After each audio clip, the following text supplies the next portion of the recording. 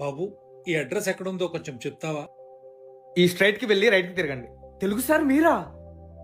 ఆ, నన్ను గుర్తుపట్టలేదా సార్? నేను సార్ ఆసిఫ్ ని మీ స్కూల్లోనే చదువుకున్నాను సార్. ఆ, అదే సార్, చిన్నప్పుడు చదువుకోకపోతే అడుక్కు తింటావరా అని తిట్టేవాళ్ళు కదా సార్. గుర్తొచ్చావు బాబు. బాగున్నావా?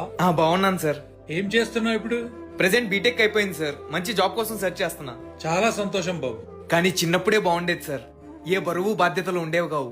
చాలా హ్యాపీగా ఉండేవాళ్ళం.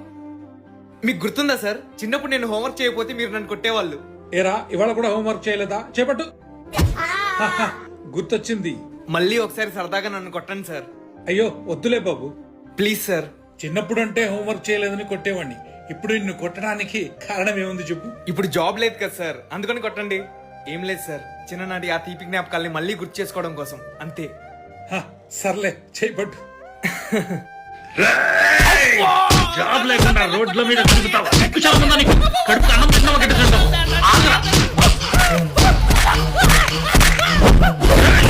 ఎక్కడికి పోతావు? కొడక్క, నీ అంతు చూస్తా. రక్తం తాగుతా.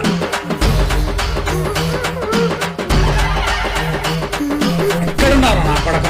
ఇవాళ నీ అంతు చూస్తా.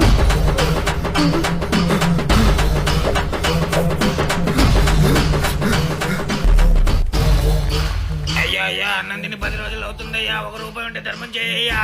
డబ్బులు లేవేం లేదు.